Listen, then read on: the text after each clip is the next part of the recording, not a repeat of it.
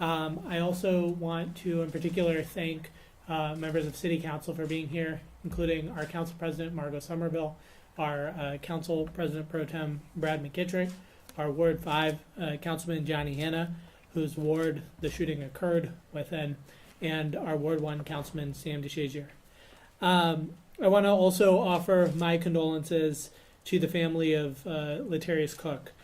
I want to thank some of our local media outlets, Signal, the Beacon Journal, for their coverage of Latarius, who many of his friends and family called him LT.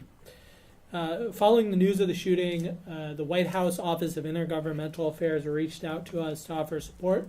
We've had several meetings with their staff and their team over the last few days to discuss national and state resources that the city of Akron can access to deal with this tragedy. I want to thank President Biden and his team for their help. I also want to thank the many state and local officials that have reached out with their support as well. It really does mean a lot to me to see the partnership between local, state, and federal officials with regard to this tragedy. My prayers remain with all the victims, as well as everyone who's been impacted by this tragedy. As Chief Harding mentioned at the press conference on Sunday, every single person in our community should be able to gather with family and friends in a safe environment and feel safe and be safe.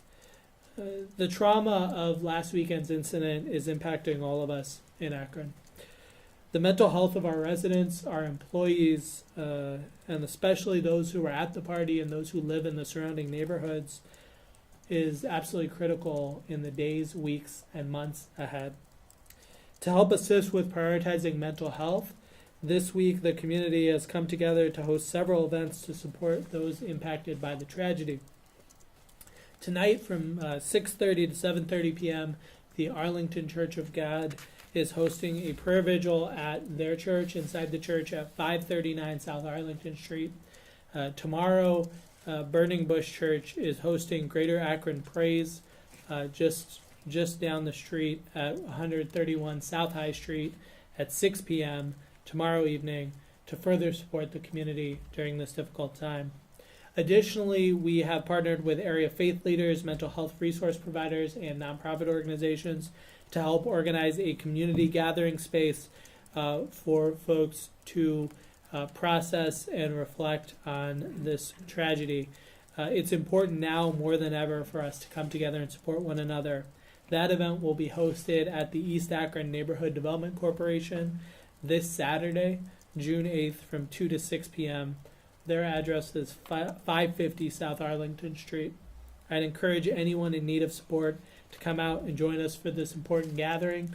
We'll be sharing information about that event on city social media, and we'll ask folks to share that as well to help get the word out, again, particularly for those who may have been present or those in the immediate neighborhood or anyone who feels really impacted by the trauma of this shooting. I want to take a second and reflect on the Kelly Avenue neighborhood that's dealing with this tragedy. Earlier this week, someone made a comment to me that I more than understand. They said that, their concern was that we would be focused on making an arrest and wiping our hands and moving on. We are not going to do that. We are here with the community. This is an incredibly challenging thing for any community to deal with. And our city government and our whole community has to wrap our arms in compassion and love and support around this neighborhood.